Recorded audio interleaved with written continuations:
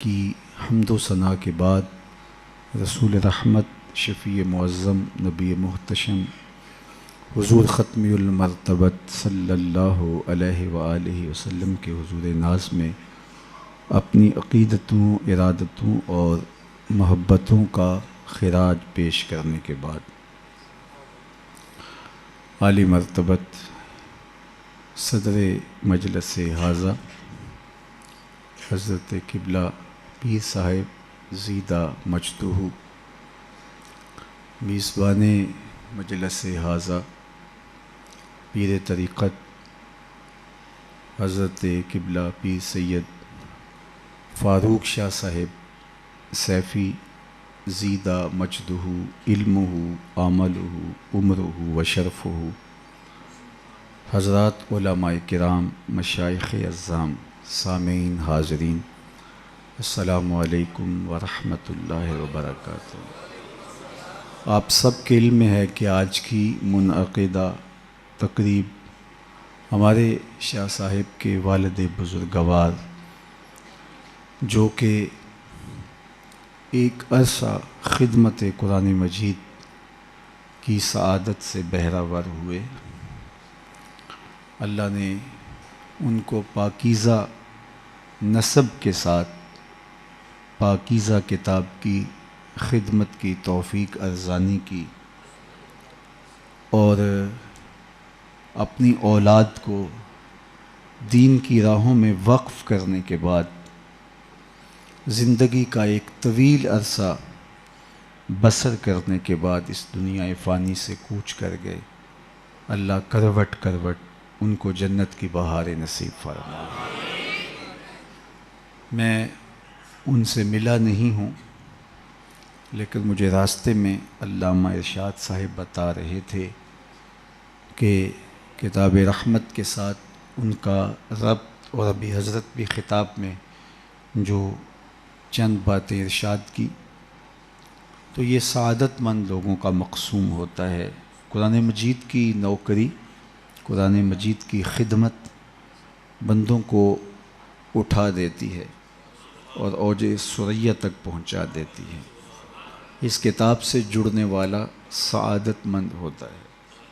میرے اور آپ کے آقا و مولا نے فرمایا کہ کتاب اللہ اللہ کی وہ لٹکتی ہوئی رسی ہے جس کا ایک سرا دست قدرت میں ہے اور دوسرا سرا تمہارے ہاتھ میں ہے، تو نشہ طاری ہو جاتا ہے کہ یہ وہ پاکیزہ کتاب ہے۔ یہ حبل ممدود من السماء الی الارض، یہ آسمان سے زمین کی طرف اللہ کی لٹکتی ہوئی رسی ہے۔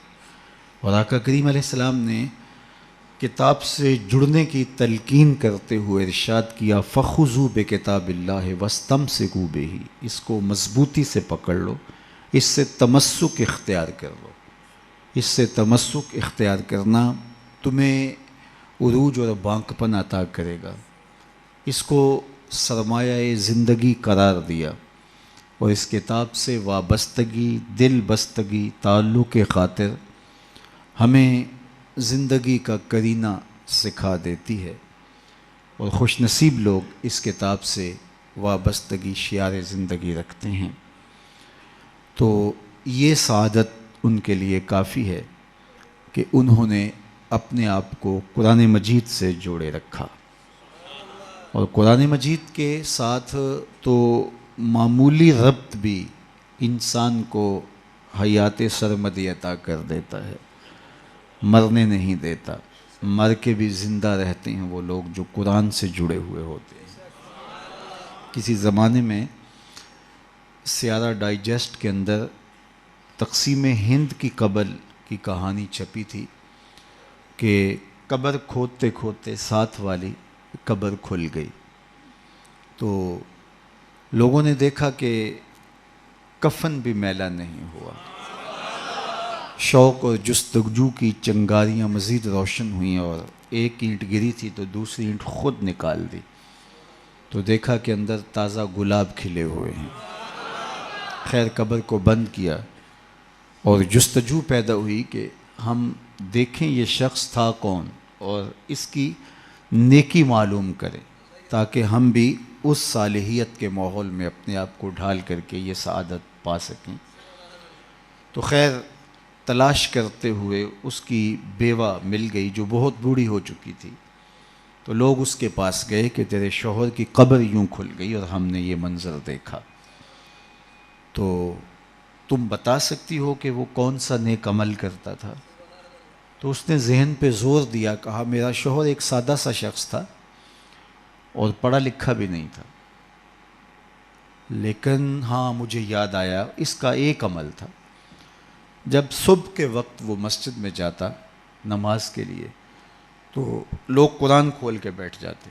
ایک زمانہ تھا لوگ فجر کے بعد قرآن مجید کی تلاوت کیا کرتے تھے، اور گھروں میں بھی صبح کے وقت قرآن ضرور کھلتا تھا۔ اللہ وہ دور دوبارہ پلٹ کے لے آئے ہمارے لیے، اور نوجوانان امت قرآن کا چہرہ دیکھیں فیس بک کی بجائے۔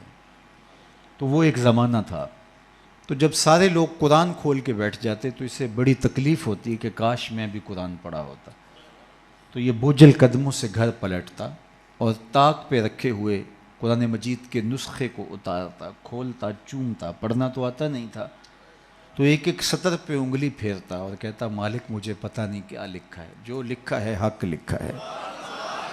پھر دوسری سطر پہ انگلی رکھتا اور کہتا مالک یہ بھی سچ لکھا ہے۔ پھر تیسری سطر پہ انگلی لے آتا کہتا مالک یہ بھی سچ لکھا ہے۔ تو اس طرح انگلی پھیرتا چلا جاتا اور یہ کہتا چلا جاتا مالک یہ بھی سچ ہے، یہ بھی سچ ہے، یہ بھی سچ ہے، یہ بھی سچ ہے۔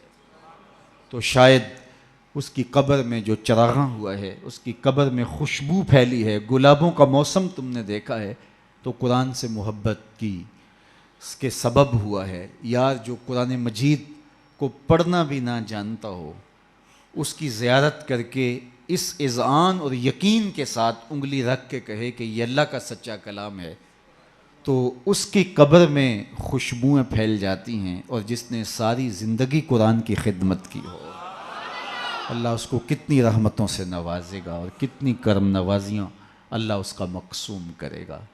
ابھی حضرت کی عمر کے حوالے سے بات ہو رہی تھی، تو مجھے امام ابو نعیم الاصفہانی سے ایک روایت جو انہوں نے حلیہ میں بیان کی کہ جو شخص 70 سال کی عمر میں انتقال کرتا ہے، اللہ اس کے بڑھاپے کا حیا کرتے بغیر حساب کے جنت عطا کرتا ہے، اور جو 80 سال کی عمر میں انتقال کرتا ہے اللہ اسے حق شفاعت بھی عطا کرتا ہے، کہ اپنے خاندان کے کتنے لوگوں کی سفارش کر کے انہیں جنت میں لے جائے گا۔ اس لیے ہمارے دین میں بوڑھوں کی عمر کی کثرت کی وجہ سے تکریم کرنے کی تلقین کی گئی ہے، اور ہمارے صوفیہ فرماتے ہیں کہ بڑے کی تعظیم اس لیے کرو کہ اس کی نیکیاں زیادہ ہیں، اور چھوٹے کو اس نظر سے دیکھو کہ اس کے گناہ کم ہیں۔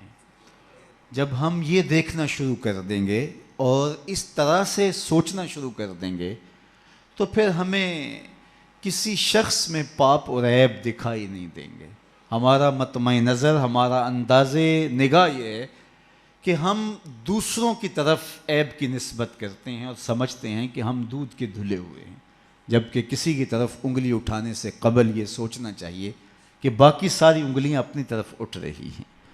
تو اپنے آپ کو ستھرا بتانے کی بجائے لوگوں کو اس نظر سے دیکھو کہ وہ پاک ہیں، اور اللہ تعالیٰ نے بالخصوص جو میں نے عرض کیا یہ بات ضمناً آ گئی کہ بڑھاپے کا حیا کیا ہے۔ حضرت بایزید بسطامی کی 72 سال کی عمر میں ان کا وصال ہوا، تو جب قبر میں گئے تو بعد میں کسی کو خواب میں ملے تو اس نے کہا کہ سناؤ کیا ماجرا ہوا؟ کہا میرے مالک نے مجھے جب حاضر ہوا تو کہا اے بوڑھے بتا میرے پاس کیا لے کر آیا ہے؟ تو میں نے کہا مالک بادشاہوں کی چوکھٹ پہ جب فقیر آئیں تو شہنشاہ یہ تو نہیں پوچھا کرتے کیا لے کر آئے ہو، فقیروں کو تو یہی پوچھا جاتا ہے کیا لینے آئے ہو، میں تیری رحمت کا سوالی بن کے آیا ہوں۔ اللہ نے بغیر حساب کے میری مغفرت فرما دی، میری بخشش فرما دی۔ اور جنہوں نے اپنی زندگیاں راہ دین پہ گزاری ہوں، حضرت سیدنا عمر رضی اللہ تعالیٰ عنہ فرماتے ہیں کہ آقا کریم علیہ السلام نے ارشاد فرمایا کہ جس شخص کے مرنے کے بعد 4 لوگوں نے اس کی اچھائی کی گواہی دے دی وہ جنتی ہے۔ 4 لوگوں نے کہا یہ بہت اچھا شخص تھا۔ تو حضرت عمر کہتے ہیں میں نے عرض کی یا رسول اللہ صلی اللہ علیہ وسلم اگر کسی کے پاس 4 گواہ نہ ہوں 3 گواہ ہوں تو آقا کریم نے فرمایا وہ بھی جنتی ہے۔ حضرت عمر فرماتے ہیں کہ میں نے عرض کی یا رسول اللہ صلی اللہ علیہ وسلم اگر کسی کے پاس 3 گواہ بھی نہ ہو، 2 گواہ ہوں، تو آقا کریم نے اس کے لیے بھی یہی بشارت دی۔ حضرت عمر فرمایا کرتے تھے ایک کے بارے میں نے پوچھا نہیں، حضور نے بتایا نہیں، تو جس کو 2 گواہ بھی مل گئے اچھائی کے کہ وہ صالح تھا، وہ نیک تھا، تو اس کے لیے جنت کے در کشادہ ہیں، اور جس کی نیکی کی، جس کے تقوی کی، جس کی خدمت قرآن کی زمانہ گواہی دے، تو بتاؤ اللہ کتنی ناز برداریاں کرے گا۔ جانا تو سب نہیں ہے، یہاں کسی نے بیٹھ نہیں رہنا، 100 سال بھی جئیں گے تو یہاں سے رخصت ہونا پڑے گا۔ کج کلاہوں نے بھی، شہنشاہوں نے بھی یہاں سے رخصت ہونا ہے، جن کا طوطی بولتا ہے، جن کے نقارے بجتے ہیں، وہ بھی یہاں نہیں بیٹھ رہیں گے۔ موت ہے ہنگامہ آرا کلزم خاموش میں، ڈوب جاتے ہیں سفینے موج کی آغوش میں۔ یہاں بڑے بڑے پہلوان، بڑے بڑے کج کلا اور شہنشاہ باقی نہ رہے۔ کسی نے دیکھا مقدونیہ میں ایک بوڑھی عورت ایک قبر پہ بیٹھی ہے، تو کہا کہ یہاں کیا کر رہی ہو؟ کہا یہاں میرا بیٹا سکندر دفن ہے۔ اس نے کہا کہ بڑھیا یہاں کئی سکندر آئے اور چلے گئے۔ تو یہ دنیا یہاں کسی نے نہیں بیٹھ رہنا، سب نے چلے جانا ہے، لیکن جانے کے انداز بھی نرالے ہوتے ہیں۔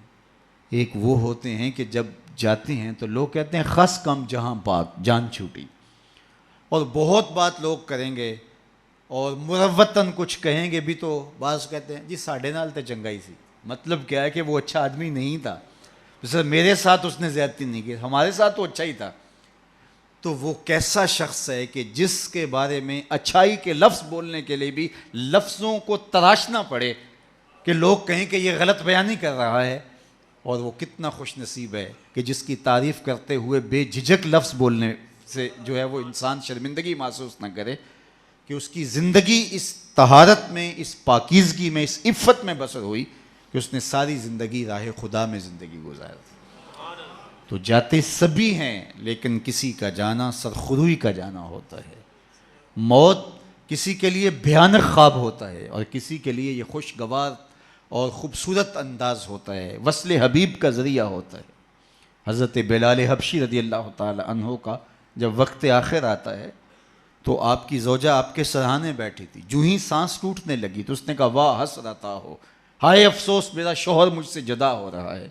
تو حضرت بلال حبشی نے پلٹ کے دیکھا اور اپنی زوجہ سے کہا یہ تم کیا بول رہی ہو؟ کہا ہاں آپ مجھ سے جدا ہو رہے ہیں۔ فرمایا یہ حسرت برے لمحے نہیں ہے، یہ دکھ کی کہانی نہیں ہے، بلکہ میں تو اپنے آقا محمد عربی سے ملنے جا رہا ہوں۔ تو یہ وصل محبوب کا ذریعہ ہے۔ حضرت یعقوب علیہ السلام، حضرت ابراہیم علیہ السلام کے پاس جب ملک الموت آئے اللہ کی طرف سے پیغام لے کر کے، تو انہوں نے کہا کہ میں قبض روح کے لیے آیا ہوں۔ حضرت خلیل نے کہا کہ عجیب بات ہے، میرا رب مجھے اپنا خلیل بھی کہتا ہے۔ خلیل کہتے ہیں گوڑے یار کو، تو میرا رب مجھے اپنا خلیل بھی قرار دیتا ہے، اور کیا کوئی یار بھی یار کی موت چاہتا ہے؟ اور تمہیں قبض روح کے لیے بھیجا؟ کہا میں تو حکم کا پابند ہوں، عبد معمور ہوں، بارگاہ ہزدی میں دوبارہ حاضر ہوئے، تیرے بندے کے پاس حاضر ہوا تھا، اور یہ میسج ہے تیرے بندے کا تیرے نام کہ کیا کوئی یار بھی یار کی موت چاہتا ہے؟ تو کہا اے اسرائیل پھر جا میرے خلیل کو میرا سلام دے اور کہے کبھی ایسا بھی ہوا ہے یار یار کو بلائے اور وہ ملنے بھی نہ آئے؟ تو روح بے چین ہو گئی، کہا دیر نہ کر جلدی قبض کر لے۔ تو یہ تو اس لمحے کے انتظار میں ہوتے ہیں۔ موت میں فرق ہوتا ہے۔ رومی نے بڑی خوبصورت مثال سے دونوں اموات کا ذکر کیا ہے۔ اس شخص کی کہانی جو اس دنیا میں عیش و عشرت کر کے آخرت کو بھول جاتا ہے، اور اس شخص کی کہانی جس کا مطمع نظر آخرت ہوتی ہے اور وہ اس دنیا کو آخرت کے لیے گزارتا ہے، چونکہ یہ آخرت کی کھیتی ہے۔ یہ بوائی کا موسم ہے، آخرت کٹائی کا موسم ہے۔ بوائی کے موسم میں جو کسان مٹی سے مٹی ہو جاتا ہے، سحری کے وقت اٹھتا ہے، کھیتوں میں ہل جوتتا ہے، جڑی بوٹیاں تلف کرتا ہے، بیج ڈالتا ہے، سہاگا دیتا ہے، پانی ڈالتا ہے، تو کٹائی کے موسم میں فصل بھی وہی اٹھاتا ہے۔ اور جو بوائی کے موسم میں کلف لگے لباس پہن کے گھومتا ہے، آوارگی کرتا ہے، سحری کے وقت اٹھ نہیں پاتا، کھیتوں کو جاتا نہیں، جڑی بوٹیاں تلف نہیں کرتا، تو کٹائی کے موسم کے اندر اس کے ہاتھ کچھ نہیں آتا. یہ مزرع الاخرہ ہے، یہ بوائی کا موسم ہے، آخرت کٹائی کا موسم ہے. تو جس نے اس زندگی کو آخرت کے لیے گزارا اور دیکھا کہ میں اس دنیا پہ آیا کیوں ہوں، مقصد زندگی کیا تھا، مقصود زیست کیا تھا، کیوں اس دنیا پہ میں آیا ہوں، تو وہی سرخرو اور کامیاب ہے. رومی کا انداز تمثیل کا ہے اور وہ سادہ لفظوں میں بات کرتے ہیں، روح تک اتر جاتی ہے. اور یہ ان کو اللہ نے ملکہ عطا کیا ہے. اور یہی کمال ہوتا ہے، یہ نہیں ہے کہ 3 گھنٹے کی تقریر ہو اور نتیجہ کچھ بھی نہ نکلے. بات یہ ہے کہ آپ بات کریں لیکن بات روح میں کھبتی چلی جائے، لہو خورشید کا ٹپکے اگر ذرے کا جگر چیرے. تو حضرت رومی کو یہ فن آتا ہے، وہ سوز و ساز کی کائنات کا بادشاہ، اور وہ تمثیل سے بہت ادق اور دقیق مسائل سمجھانے کا فن جاننے والا. اس بہت بڑی حقیقت کو ایک مثال سے سمجھاتے ہیں. کہتے ہیں دیار مصر میں کوئی علاقہ تھا اور جہاں کا سیاسی نظم یہ تھا کہ وہ سال کی آخری تاریخ کو اپنے بادشاہ کو کسی جنگل میں پھینک دیتے اور پہلی تاریخ کو ساحل پہ آ جاتے. سب سے پہلے ان کے ساحل پہ جو شخص آتا اس کو اپنا بادشاہ مان لیتے. کہیں جمہوری طریقہ ہوتا ہے، کہیں صدارتی نظم ہوتا ہے، ان کا نظام یہ تھا، رکھا تھا. اور جو بھی تخت نشین ہوتا وہ بھول جاتا کہ میرے ساتھ کیا ہونے والا ہے. اس کو پہلے دن بتا دیتے کہ 1 سال کے لیے تو تخت نشین رہے گا اور اس کے بعد تجھے اس جنگل میں پھینک آئیں گے جو جزیرے کے دوسری سمت ہے، اور اس میں موذی جانوروں کا رین بسیرا ہے اور تھوہر اور کانٹے دار درخت ہیں. لیکن وہ بھول جاتا وہ تخت کی لذتیں اور اس کا سرور اور اس کا نشہ ہی ایسا ہوتا، اسے یاد ہی نہ رہتا کہ سال کے بعد میرے ساتھ کیا ہونے والا ہے. اور جو ہی سال کی آخری تاریخ ہوتی زنجیروں میں جکڑ کے ادھر پھینکتے، پھر روتا ہے مجھے تم کہاں لے جا رہے ہو. ایک مرتبہ وہ اپنا پرانا بادشاہ پھینک کر کے نیا بادشاہ لینے ساحل پہ آئے تو جو شخص سب سے پہلے ساحل پہ اترا وہ تاجر شخص تھا. اس کے گلے میں پھولوں کے ہار ڈالے، گارڈ آف آنر پیش کیا. اس نے کہا یہ کیا ہے میرے لیے؟ کہا کہ یہ ہمارا دستور ہے، ہم سال کی پہلی تاریخ کو یہاں سے حکمران لیتے ہیں اور آخری تاریخ کو دوسری جانب پھینک آتے ہیں. اس نے کہا اتنا بھیانک انجام ہے تو میں تمہارا بادشاہ بننے کے لیے تیار نہیں. اس نے کہا تو چاہے نہ چاہے باندھ کے بھی تخت پہ بٹھانا پڑا، یہ ہمارا ضابطہ ہے. عجیب کہانی. اس نے کہا میں تو تاجرانہ غرض سے آیا ہوں، میں تو کوئی امور سلطنت اور سیاست سے آگاہ ہی نہیں ہوں. اس نے کہا ہمارے بندے لگے قوانین ہیں، اس کے ساتھ آپ نے کام کرنا ہوگا. اور اس نے کہا ہر صورت میں جو ہے وہ تجھے یہ کرنا پڑے گا. پھنس گیا. اس نے کہا اچھا مجھے یہ بتاؤ کہ سال بھر میری بات تو مانو گے؟ انہوں نے کہا ہاں آپ حکمران ہیں لیکن آپ قوانین میں تحریف نہیں کر سکتے، ترمیم نہیں کر سکتے، تبدیلی نہیں کر سکتے، البتہ آپ کے انتظامی امور ماننے کے لیے ہم پابند ہوں. اس نے کہا ٹھیک ہے کوئی بات نہیں. تخت پہ بیٹھ گیا. رومی لکھتے ہیں کہ جو بھی تخت پہ بیٹھتا اور بغیر کسی محنت کے، بغیر کمپین چلائے، بغیر الیکشن لڑے تو وہ تو پھر بھول جاتا خوشی سے اور عیش و عشرت کرتا. لیکن یہ پہلا شخص تھا جب تخت نشین ہوا تو اس نے کہا بلدیہ کے ملازمین بلائے جائیں. بلائے گئے. کہا جاؤ اس جنگل میں جہاں بادشاہوں کو پھینک کے آتے ہو وہاں کے کانٹے اور جھاڑیاں کاٹو. اور پولیس کے کمانڈوز بلائے. کہا جاؤ وہاں جا کے جو موذی جانور ہیں ان کو قتل کر دو. معمار بلائے. کہا جا کے وہاں خوبصورت محل بناؤ. مالی بلائے. وہاں جا کے باغ لگاؤ، پھل لگاؤ، پھولدار سایہ دار ثمردار درخت لگاؤ. حکومتی مشینری، پوری حکومتی مشینری اس باغ کے کانٹے دار درخت کٹوانے، وہاں کے موذی جانور قتل کروانے اور وہاں کنویں کھدوانے، محل بنوانے اور پھلدار پھولدار سایہ دار درخت لگانے میں صرف کر دی. جب سال کی آخری تاریخ ہوئی تو وہ جنگل جہاں بادشاہوں کو پھینکا کرتے تھے وہ جنگل نہیں رہا تھا، وہ ایک باغ بن چکا تھا.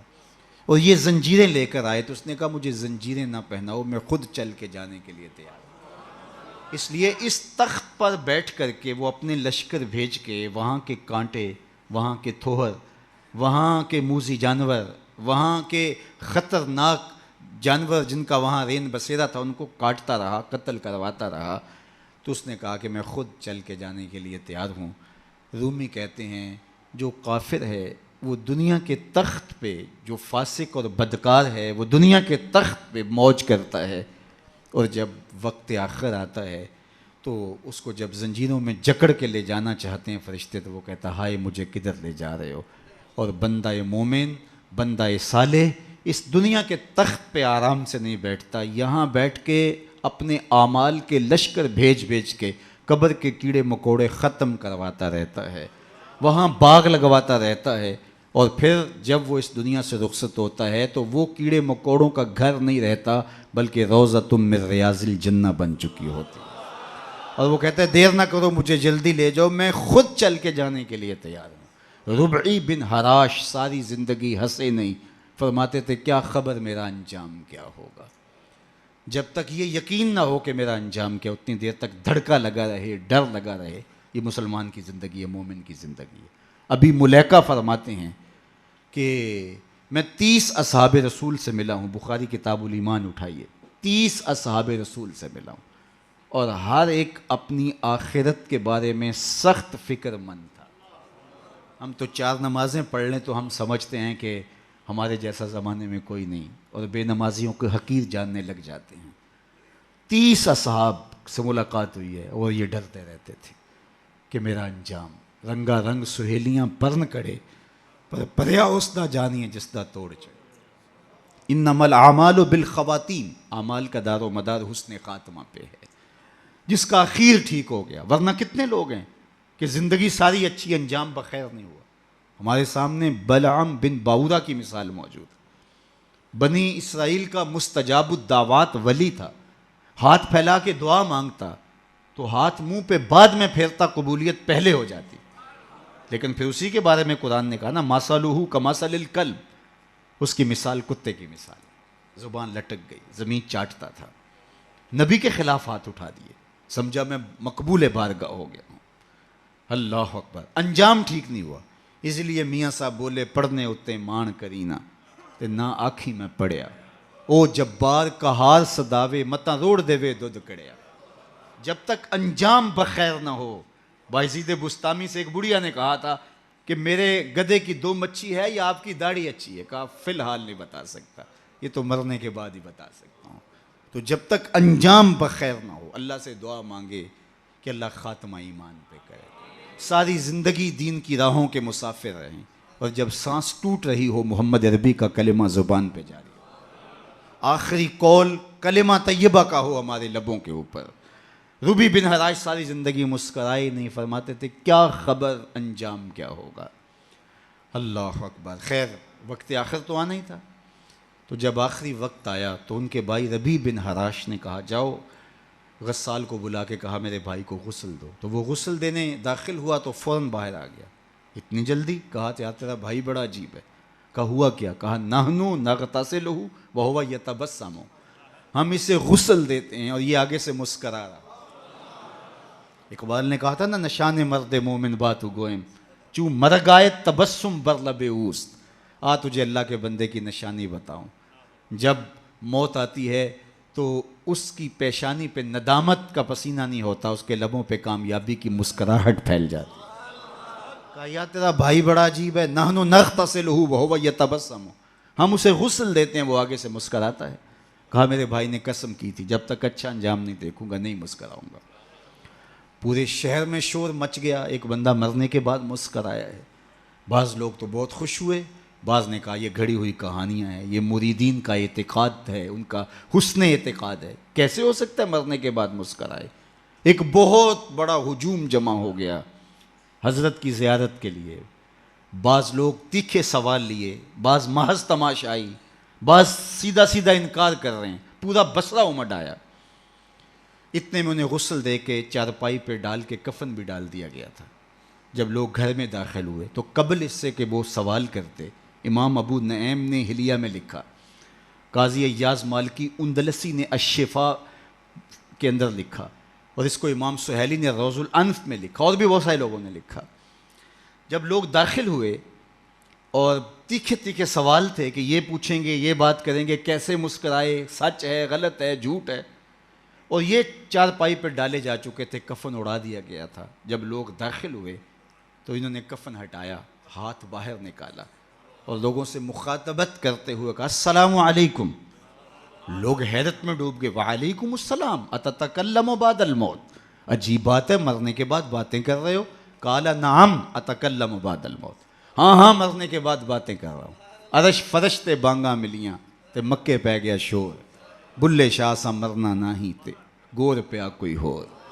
فَلَنُحْيِيَنَّهُ حَيَاتًا طَيِّبَةً. اور اقبال کہتا ہے فطرت ہستی شہید آرزو رہتی نہ ہو، خوب تر پیکر کی اس کو جستجو رہتی نہ ہو. موت کو سمجھا ہے غافل اختتام زندگی، یہ ہے شام زندگی صبح دوام زندگی. فَلَنُحْيِيَنَّهُ حَيَاتًا طَيِّبَةً کا روپ ظاہر ہوا. ہاں ہاں مرنے کے بعد باتیں کر رہا ہوں. لوگوں نے کہا بتا تیرے رب نے تیرے ساتھ سلوک کیا کیا؟ تو ربی بن حراج جو فوت ہو گئے وہ بول کے کہہ رہے استقبلنی ربی غیر غضبان واستقبلنی بروح و ریحان. اس کے قدرت والے چہرے پہ کوئی غصہ نہیں تھا، اس نے روح و ریحان کے پھول میرے گلے میں ڈالے. لوگوں نے باتیں پوچھنا شروع کر دیں. شکر ہے کوئی مرنے والا بول پڑا. کوئی ادھر کی بات کر رہا ہے، کوئی ادھر کی بات پوچھ رہا ہے. جب سلسلہ کلام طول پکڑنے لگا تو ربی بن حراش لکھتے ہیں، ربی بن حراش کہتے ہیں کہ اجلوا بی ولا تؤخروا بی لان ابا القاسم ينتظر علی الصلاۃ. دیر نہ کرو مجھے جلدی قبرستان میں لے جاؤ، تم مجھے باتوں میں لگا رہے ہو، امام الانبیاء میرے جنازے کا انتظار کر رہے. اگر اپنی زندگی اس کی رضا کے مطابق گزارے گا تو تمہارا وہاں انتظار ہوگا. مرنے کا فرق ہے. ہر کوئی مرتا ہے، لیکن یہ مرنا جو یاد الہی میں اپنے آپ کو ڈبو دے، اور مرنے سے قبل جو مر جائے. موتو قبل ان تموتو. صوفیہ تو یہی کہتے ہیں نا کہ مرنے سے قبل مر جاؤ. تو جب مرنے سے ہی قبل مر جائے تو الجبرے کا قاعدہ ہے نا کہ نفی جب نفی سے ضرب کھاتی ہے تو جمع کی صورت میں جواب آتا ہے. تو جو پہلے ہی مرا ہوا تھا، اپنے آپ کو اپنے نفس کو اس نے مار دیا، اپنی خواہشات کو ترک کر دیا، تو وہ موتو قبل ان تموتو کے زمرے میں تھا. تو پھر موت کو موت آئی تو نفی سے ٹکرائی تو حیات بن گئی. تو یہ حیات طیبہ کی صورت بن کے سامنے آئی اور ابھری. اس لیے اللہ والے قبروں میں جا کر بھی جو ہے وہ ایک حیات طیبہ اور ایک زندگی پاکیزہ زندگی کا نور پاتے ہیں. اور اللہ تعالیٰ ان کے ذریعے سے لوگوں کی فیض رسانی کا سامان کرتا ہے. ورنہ دنیا کے اوپر آ کے چلے گئے، آج ان کا نام و نشان بھی نہیں ہے. جن کے طوطی بولتے تھے، نقارے بجتے تھے، آل ساسان 3150 سال ایران پہ حکومت کرتے رہے. آج آل ساسان کا دنیا نام بھی نہیں جانتی. مشتاق نے کہا تھا مٹ گیا مشتاق دل سے رنگے یاد رفتگاں، پھول مہنگے ہو گئے قبریں پرانی ہو گئی. قبروں کے نشان بھی یاد نہیں ہوتے. پوتے کو لے کر کے دادا جاتا ہے تمہارے پردادا کی یہاں کر کے کہیں قبر ہوتی تھی، اور قبر بارش کے آثار مٹا چکے ہوتے ہیں. وہ ڈھونڈتا پھرتا ہے قبر کہاں تھی، نشان بھی باقی نہیں رہتے. لیکن جنہوں نے اپنی زندگیاں اللہ کے نام پہ گزاری ہوتی ہیں، دیکھیے ہزار سال بیت گئے، آج بھی ان کی قبر پہ چراغاں ہو رہا ہے. کیسی رونقیں اور کیسی تازگیاں اور کیسی فرحتیں. آپ لاہور جاتے ہیں نا تو راوی کے اس پار جہانگیر کا مقبرہ ہے. وہاں دن کو جائیں یا شام کو آپ کو حسرتیں برستی دکھائی دیں. اب ایک پارک بن گیا جس کے دم سے تھوڑی سی رونق ہے. لیکن احاطہ مزار پہ اگر آپ جائیں تو وہاں آپ کو قرآن پڑھنے والے لوگ موجود نہیں ملیں گے، تاش کھیلنے والی ٹولیاں بیٹھی نظر آئیں گی. وہاں آپ کو تازہ گلاب نہیں ملیں گے، وہاں آپ کو جانوروں کی بینٹیں پڑی ہوئی نظر آئیں گی. وہ مطلق العنان حکمران بر صغیر پاک و ہند کا آج حسرتیں برس. بالکل اس کے ساتھ ملکہ نور جہاں کا مقبرہ ہے. جب بادشاہ تخت پہ بیٹھتا تھا تو ملکہ پیچھے بیٹھتی تھی، اور بادشاہ کا فیصلہ اسے کوئی پسند نہیں ہوتا تو پیچھے سے کمر ٹھونکتی. بادشاہ فیصلہ تبدیل کر دیتا. جس کے اشارہ ابرو پر ہندوستان کی تقدیر کے فیصلے لکھے تھے، نیچے اندھیرے میں اس کی بھی قبر ہے. اور ان کی اپنی بیٹی زیب النساء کا شعر لوح مزار پہ کندہ ہے. بر مزار ماں غریباں نہ چراغے نہ گلے، نہ پرے پروانہ سوزت نہ صدائے بلبلے. ہم غریبوں کی قبر پہ نہ کوئی چراغ جلانے آئے گا، نہ کوئی پھول ڈالنے. آج غریب بنے ہیں. جو بر صغیر کی پوری راجدھانی کے مالک تھے آج غریب بنے. بر مزار ماں غریباں، یہ شہزادی کا شعر ہے. بر مزار ماں غریباں نہ چراغے نہ گلے، نہ پرے پروانہ سوزت نہ صدائے بلبلے. نہ بلبل گیت گانے آتا ہے اور نہ پروانہ پر جلانے آتا ہے. یہ میں بادشاہوں کی کہانی سنا رہا ہوں. یہ راوی کے اس پار کی کہانی ہے. اب راوی کا پل پار کر جائیں. ایک لوح مزار ادھر بھی ہے. یہاں تو لکھا ہے بر مزارے ماں غریباں نئے چراغے نئے گلے, اور وہاں لکھا ہے گنج بخشے فیض عالم مظہر نور خدا, ناکساں را پیر کامل کاملاں را رہنما. اب میں نے اور آپ نے دیکھنا ہے ہم کس زمرے میں آنا ہے, کن کے ساتھ جڑنا ہے, کن سے وابستگی اختیار کرنی ہے, کس دائرے میں آنا ہے. سلطنت روم کا شہنشاہ, اس دور کی سپر طاقت. لیکن اگر میں آپ سے پوچھوں جس زمانے میں میرے حضور آئے تھے اس زمانے کے خاقان کا نام کیا ہے, تو آپ میں سے کوئی بتا سکتا ہے؟ میں علماء کو چھوڑتا ہوں, تاریخ کا گہرا مطالعہ کسی کا ہو تو الگ بات ہے, لیکن اگر پوچھوں جس دور میں میرے حضور آئے اس دور کے خاقان کا نام کیا تھا, شاید کوئی نہ بتا سکے. اچھا میں پوچھتا ہوں اس دور کے کیسر کا نام کیا تھا؟ اس دور کا ٹرمپ تو وہی تھا نا, لیکن آج اس کا نام کوئی بھی نہیں جانتا. اور چلو میں پوچھتا ہوں اس دور کے کسرا کا نام کیا تھا؟ سوائے تاریخ کے طالب علموں کے کوئی نہیں بتا سکے گا. چلو میں یہ پوچھتا ہوں, اور اس مجلس میں موجود سب سے کم عمر بچے سے پوچھتا ہوں کہ جس زمانے میں میرے حضور آئے میرے حضور کے مؤذن کا نام کیا تھا؟ تو وہ سر اٹھا کے بلال حبشی کا نام لے گا. یار اس دور کی سپر طاقت کے مطلق العنان حکمران کا نام تو زمانے کو یاد نہیں ہے. کیسر کا نام, کسرا کا نام, خاقان کا نام زمانے کو یاد نہیں ہے, لیکن بلال حبشی کا نام آج بھی سینوں پہ لکھا ہے. تو اقبال تڑپ کے بولا, اقبال یہ کس کے عشق کا فیض عام ہے, رومی فنا ہوا حبشی کو دوام ہے. شہنشاہ روم کا نام بھی زمانے کو یاد نہیں, رومی فنا ہوا حبشی کو دوام ہے, تو دوام محمد عربی کے قدموں میں ہے. سارا نور اسی چوکھٹ پہ ہے, سارے اجالے اور ساری روشنیاں حضور علیہ السلام کے قدموں سے پھوٹتی ہیں. تو جب سارا نور ملتا ہی یہاں سے ہے, سارے اجالے اسی دہلیز سے خیرات کی صورت میں میسر آتے ہیں, تو وہ اپنی ساری زندگی حضور کے نام پہ لگا. اقبال کے سارے کلام کا رس نچوڑیں تو جو خلاصہ نکلتا ہے وہ یہ ہے, بمصطفیٰ برساں خیشرا کے دی ہماؤست, اگر بہو نہ رسیدی تمام بولا بیست. اگر اپنے آپ کو کھینچ کے تو حضور کے قدموں تک لے گیا تو زندگی کا سارا جمال تجھے نصیب ہو, اور اگر تو حضور کے قدموں تک نہیں پہنچ سکا تو کلمہ پڑھ کے بھی ابو لہب کا ابو لہب ہی رہے گا. آئیے میں اور آپ اپنے آپ کو کھینچ کے حضور کی چوکھٹ پہ لے آئیں, حضور کی دہلیز پہ لے آئیں. ہمارے یہ سادات, یہ علماء, یہ پیران عظام, یہ بزرگان دین اسی پیغام کو لے کر کے میدان عمل میں موجود ہیں. اپنی زندگیاں انہوں نے اسی لیے وقف کی ہیں کہ لوگوں کو حضور سے جوڑا جائے, حضور سے وابستگی, آقا کریم سے دل بستگی, حضور سے تعلق خاطر قلبی ربط پیدا ہو جائے. اور یہ جتنا مضبوط ہوگا زندگی اس قدر ہی جمال پرور ہوتی چلی جائے گی.